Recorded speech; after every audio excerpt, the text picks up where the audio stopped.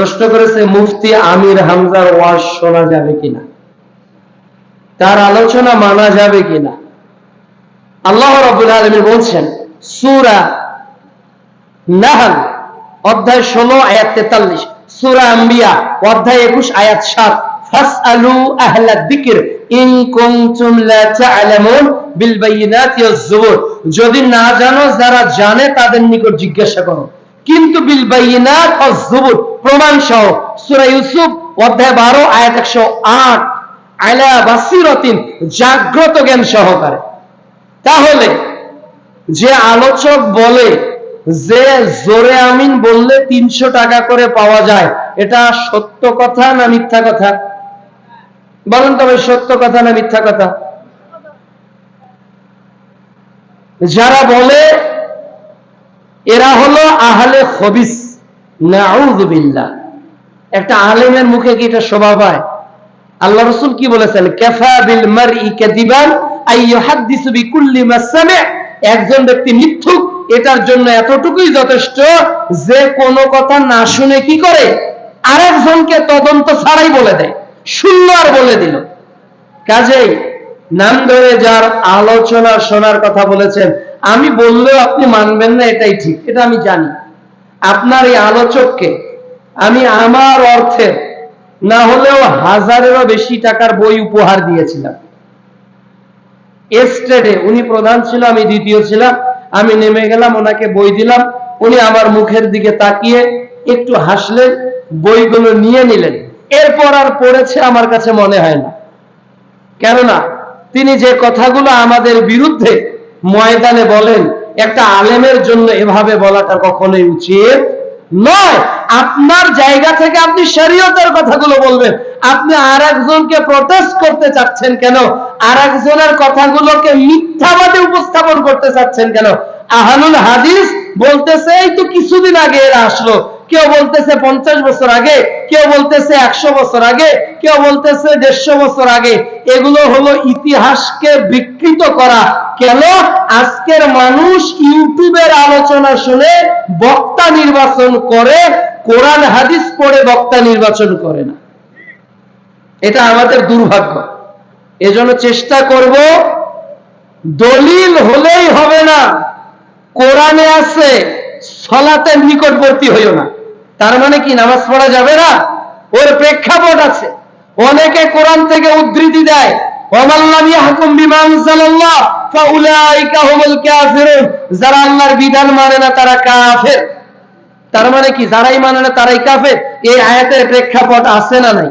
কাজেই কোরআনের ডাইরেক্ট অনুবাদ করলেই কেবল হবে না, ওর শানে নজুল বুঝতে হবে, ওর প্রেক্ষাপট জানতে হবে, ওর কার উপর এটা সাবিত হবে এটা জানতে হবে। যদি মিথ্যা এবং উদ্দেশ্য প্রণীত ভাবে কাউকে কটাক্ষ করে মিসগাইড করার কাউকে চেষ্টা করে, এমন আলোচক থেকে অবশ্যই আমাদের দূরে থাকতে হবে। আল্লাহ তাআলা যেন তৌফিক দান করেন। আমি আমার আলোচনাও শুনতে আপনাকে বলবো না, আমার যে কথাগুলো কোরআন হাদিসের সঙ্গে মিলবে ওইটা মানবেন, যেটা মিলবে না ওটা মানবেন না। যে মসজিদে 2 আজান হয় সেই মসজিদে দান করা যাবে কি? একটা মসজিদে তো 2টা আজান হওয়ার কথা না, 5টা আজান হবে। ফজর, জোহর, আসর, মাগরিব, এশা কয় আজান হবে? 5 আজান। কিন্তু আপনি এতটুকু বলতে পারেন যে জামে মসজিদে যে 2 আজান আছে, তাই না? এইটাই বোঝাইতে চেয়েছে হয়তো যিনি প্রশ্নকারী। কাজে প্রশ্ন করবেন যাতে প্রশ্নটার মধ্যে বিশুদ্ধতা থাকে। রাসূল সাল্লাল্লাহু আলাইহি ওয়াসাল্লামের যুগে জুমার সালাত 1 আজানে হতো। প্রথম খলিফা আবু বকর রাদিয়াল্লাহু তাআলা আনহুর যুগে জুমার আজান 1টা হতো। দ্বিতীয় খলিফা ওমর রাদিয়াল্লাহু তাআলা আনহুর যুগে জুমার আজান 1টা হতো। তৃতীয় খলিফা ওসমান রাদিয়াল্লাহু তাআলা আনহুর যুগে লোকজন বেড়ে যাওয়ার কারণে জাওরা নামক বাজারের উঁচু স্থানে গিয়ে একটা আজানের প্রচলন ছিল ওসমান রাদিয়াল্লাহু তাআলা আনহুর যুগে। এরপরই আলী রাদিয়াল্লাহু তাআলা আনহুর যুগে আবার 1 আজান চালু হয়। তাহলে 1 আজান রাসূলের যুগে ছিল এবং খলিফায়ে রাশিদিনের 3 জনের যুগে ছিল। আর প্রয়োজনের তাগিদে 1 আজান হয়েছে কার যুগে? ওসমান রাদিয়াল্লাহু তাআলা আনহুর যুগে, সেই সময় মানুষের সাউন্ড সিস্টেম ছিল না, মাইক ছিল না, মানুষ বাজারের কাজে ব্যস্ত, নানা কাজে থাকতো, এই জন্য তাদেরকে ডাকা হতো। এই আজানকে আমরা স্পষ্ট বেদাত বলতে চাই না, তবে আমরা মানুষকে বলতে চাই ওমা আতাকুমুর রাসূলু ফাখুযুহু, সূরা হাসর অধ্যায় 59 আয়াত 7, রাসূল যা দেয় তা গ্রহণ করো। সূরা আল ইমরান অধ্যায় 3 আয়াত 31, কুল ইন কুনতুম তুহিব্বুনাল্লাহ ফাত্তাবিউনি ইউহিব্বুকুমুল্লাহ, কেউ আল্লাহর ভালোবাসা পেতে চাইলে সে যেন রাসূলের অনুসরণ করে। সূরা নিসা অধ্যায় 4 আয়াত 59, ফাইন তানাযাতুম ফি শাইইন ফারুদ্দু ইলাল্লাহি ওয়ার রাসূল, যদি কোনো বিষয়ে মতপার্থক্য হয় ওই বিষয়টা আল্লাহ এবং তার রাসূলের দিকে ফিরে যাও। কাজে আযান নিয়ে সাহাবীদের মধ্যে মতপার্থক্য, দেখি রাসূল কি করেছেন, রাসূল এক আযান দিয়েছেন, খালাস। আর কোনো কথা আছে ভাই? আর কোনো কথা নেই। আমাদের প্রশ্ন আমরা করি না যে রাসূলের যুগে কয় আযান ছিল, এই প্রশ্ন কিন্তু আমরা করি না। রাসূলের যুগের আযান জানলেই তো হয়ে গেল, ওটা মানা শুরু করব। ইসলামের দল তৈরি করা হারাম, জাকির নায়েক বলেছেন। আহলে হাদিস বলে পরিচয় দেওয়া যাবে না, নিজেকে মুসলিম বলে পরিচয় দিতে হবে। তাহলে আহলে হাদিস কি দল না, একটু বুঝিয়ে বলবেন। আল্লাহ রাব্বুল আলামিন মানুষকে বিভিন্ন দলে দলে বিভক্ত করেছেন যাতে একজন আর একজনকে চিনতে পারে। আর রাসূল সাল্লাল্লাহু আলাইহি ওয়াসাল্লাম বলেছেন যে ইন্না বানি ইসরাঈলা তাফাররাকু আলা সিনতাইনি ওয়া সাবঈনা মিল্লাত। মিল্লাত মানে কি? দল। বনি ইসরাইল 72 দলে বিভক্ত হয়েছিল। এরপর আল্লাহ রাসূল বলছেন ওয়া তাফতারিকু উম্মতি আলা 30 ওয়া 70 মিল্লাত, আর আমার উম্মত 73 দলে বিভক্ত হবে। কুল্লুহুম ফিন্নার ইল্লা মিল্লাতান ওয়াহিদা, সব দলই জাহান্নামে যাবে একটি দল ছাড়া। তাহলে একটা জামাত লাগবে কিনা? একটা জামাত, একটা দল লাগবে। সাহাবা রাদিয়াল্লাহু তাআলা বলছেন লা তাযালু তাইফাতু মিন উম্মাহ, তোমাদের মধ্যে একটা উম্মত থাকবে, একটা দল থাকবে, ওয়াহিদিনা আলাল হক, তারা হকের উপর প্রকাশ্য থাকবে। একটা জামাত, একটা দল। কাজেই দল থাকবে, একটা ডান দিকের, একটা বাম দিকের, একটা সামনের দল থাকবে। এটা হলো দলটা হক পথের কিনা এটা মন, দল থাকবেই, কেউ না কেউ দল থাকবে। কাজেই দল হারাম, এটা মোটা দাগে কথাটা ভুল। অবশ্যই রাসূলের ভাষ্য অনুযায়ী ফেরকায়ে নাজিয়ার একটা জামাত বা দল থাকবে কিনা? নিঃসন্দেহে থাকবে।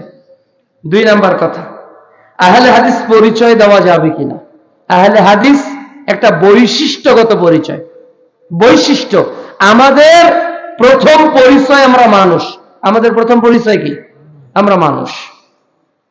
দ্বিতীয় পরিচয় আমরা মুসলিম, আমরা সবাই মুসলিম। আর 3 নাম্বার আমরা বৈশিষ্ট্যগত দিক থেকে আহলুল হাদিস। আপনাকে একটু আমি বুঝিয়ে বলি। কেউ যদি প্রশ্ন করে যে আমরা আহলে হাদিস পরিচয় দিব না মুসলিম পরিচয় দিব, এটা একটা গুরুত্বপূর্ণ প্রশ্ন। আমরা আহলে হাদিস পরিচয় দিব না মুসলিম পরিচয় দিব? এখন আপনাকে বলি যে আমাদের প্রত্যেকের একটা আইডেন্টিটি আছে না নাই? কোরআনের 7 জায়গায় আল্লাহ বলেছে নিজের পরিচয় মুসলিম দাও। কি দাও? মুসলিম দাও। তাহলে আপনার নাম কি মুরব্বী? আপনার নাম? জি, হ্যাঁ, নূর এলাহি। আপনার নাম?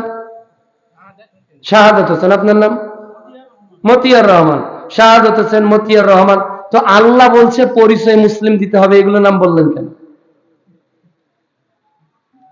আল্লাহ বলতেছে যে অকালু ইন্নানি মিনাল মুসলিমিন, বল আমি মুসলমানদের একজন। তা আপনি আপনার নাম আব্দুর রহমান, আব্দুল খালেক, আব্দুল মালিক বলছেন কেন? আল্লাহ যে বলছে মুসলিম পরিচয় দিতে। তখন বলবেন না ভাই, এটা তো এটা আমার নামের পরিচয়, আমি ব্যক্তিটাকে যাতে চেনা যায় এই জন্য নাম রেখেছি, তাই নয় কি? এটা ওই অর্থে নয়। এবার 2 নাম্বার যদি আপনাকে প্রশ্ন করি, আপনি বাংলাদেশী না আপনি মুসলিম? না না, নাকি যখন হবে তখন উত্তর একটা হবে। আপনি বাংলাদেশী নাকি মুসলিম? তাহলে মুসলিম হলে আপনি বাংলাদেশী না, তাহলে বাংলাদেশী হলে আমি মুসলিম না। আপনি এতটুকু বলতে পারেন এই প্রশ্নটা হলো অযৌক্তিক প্রশ্ন, এটা কোনো প্রশ্নই না। নাকি শব্দ যখন থাকবে তখন দুইটা বিপরীত হতে হবে। এখন যদি বলি আপনি মানুষ না আপেল, এখন ইজি উত্তর হচ্ছে আমি মানুষ, কাজে আমি মুসলিম না আহলে হাদিস, এটা একটা ধোঁকাবাজি প্রশ্ন, প্রতারণার প্রশ্ন। মুসলিম তো ওভারঅল সবাই, আকীদাগত দিক থেকে আপনি কি? একজন মাজারে সেজদা দেয় ও মুসলিম বলে, আর আমি আল্লাহকে সেজদা দেই, এই দুই মুসলিমের মধ্যে পার্থক্য আছে না নাই? অবশ্যই আছে। উনি কোর্টে বসে এই জন্য ওনার নামের সামনে অ্যাডভোকেট, আর উনি মেডিকেলে বসে এই জন্য ওনার নামের সামনে ডাক্তার। কোন কেস নিয়ে কেউ ডাক্তারের কাছেও যায় না, আর কোন অসুখ নিয়ে কেউ অ্যাডভোকেটের কাছেও যায় না। এক একজন এক এক বৈশিষ্ট্যের অধিকারী। যারা পীর পূজা, কবর পূজা, মাজার পূজা করে না, যারা বলে যে আমি সার্বিক জীবনে কোরআন সুন্নাহ মানতে চাই, তারাই হলো আহলুল হাদিস। আহলে হাদিস মানে কি? আহল মানে পরিবার, হাদিস মানে হাদিসের। হাদিস কোরআনেও কেউ হাদিস বলা হয়, হাদিস কেউ। কোরআনকে আল্লাহ 14 জায়গায় হাদিস বলেছে, কোরআনকে 14 জায়গায় আল্লাহ হাদিস বলেছে। কাজী আহলুল হাদিস মানে যারা কোরআন ও সহিহ হাদিসের অনুসারী, তারাই আহলুল হাদিস। কাজেই আমাদের প্রথম পরিচয় মানুষ, দ্বিতীয় পরিচয় মুসলিম, এবং আমার বৈশিষ্ট্যগত পরিচয় যেমন আব্দুর রহমান, আব্দুল খালেক, ব্যক্তিকে চেনার জন্য আমার পরিচয় যেমন আমি ডাক্তার, এজন্য মেডিকেলে বসি, আমার পরিচয় যেমন অ্যাডভোকেট, এজন্য আমি ওকালতির জায়গায় বসি, অনুরূপ ভাবে আমি আহলুল হাদিস, আমি মাজার পূজা, কবর পূজা, খাম্বা পূজা, আমি তাকলিদ মানহা মাযহাবী পূজাকে বিশ্বাস করি না। এজন্য আমার বৈশিষ্ট্যগত পরিচয় আমি আহলুল হাদিস। আরেকটা কথা বলি, এখানে আল্লাহ রাব্বুল আলামিন বৈশিষ্ট্যগত পরিচয়ের কথা কোরআনে উল্লেখ করেছে। আল্লাহ তাআলা মুহাজির শব্দ বলে ডেকেছে কোরআনে। মুহাজির কারা? বলেন তো, মুহাজির কারা? যারা হিজরত করেছে। আল্লাহ তাআলা কোরআনে সূরা তাওবায় আনসার বলেছে। আনসার কারা? যারা হিজরত করে মক্কা থেকে মদিনা গিয়েছে, ওনাদেরকে যারা সাহায্য করেছে তাদের কি বলা হয়? আনসার, সাহায্যকারী। তাহলে আল্লাহ রাব্বুল আলামিন কোরআনের 7 জায়গায় বললেন যে তোমরা মুসলিম পরিচয় দাও। ওই আল্লাহ আবার কিছু সাহাবীদেরকে আনসার বলল, কিছু সাহাবীদের পরিচয় মুহাজির বলল। তাহলে কি আল্লাহর কথা কন্ট্রাডিকশন হলো? নাউযুবিল্লাহ। এটা তো ভাই আপনি আপনার মতো করে বুঝলেন। তাদের মূল পরিচয় মুসলিম। যখন তারা হিজরত করেছে সব ছেড়ে, তখন তাদের ইতিহাসে পরিচয় হয়েছে তারা মুহাজির। যখন তারা এই সকল মুহাজিরদের সাহায্য করেছে, তখন তাদের পরিচয় ইতিহাসে হয়েছে আনসার। আল্লাহ তাআলা আবার সুফাবাসীর কথা বলেছে, আছে না? কেন? ওরা তো মুসলিম, ওদের সুফাবাসী কেন বলা হলো? কেন কোরআনে সূরা কাহাফে আসহাবে কাহাফের ঘটনাকে আলাদাভাবে উল্লেখ করা হলো? এইভাবে কোরআনে যত ইন্ডিভিজুয়ালি সাহাবী চরিত্র বা সাহাবীদের কোন একটা দলের বৈশিষ্ট্যকে উল্লেখ করেছে, আল্লাহ রাব্বুল আলামিন তখন তাদের ভিন্ন একটা বৈশিষ্ট্যগত নামও দিয়েছে। অনুরূপভাবে আমি মাজার পূজা করি না, তারা যে কোনো এক মাযহাবকে অনুসরণ করে, আমি সব মাযহাবকেই মানি, যে মাযহাবের যতটুকু কোরআন হাদিসের। কাজে আমার একটা পরিচয় লাগবে না? আমি এই পরিচয়ে কোরআন হাদিসের নিঃশর্ত অনুসারী, এজন্য আমি আহলুল হাদিস। কাজে আহলে হাদিস কোন ফিতনা বা কোন নতুন সৃষ্টি দল নয়, বরং দুইটা উক্তি বলতে চাই। ইমাম আবু দাউদ 1971 সালে জন্মগ্রহণ করেছে।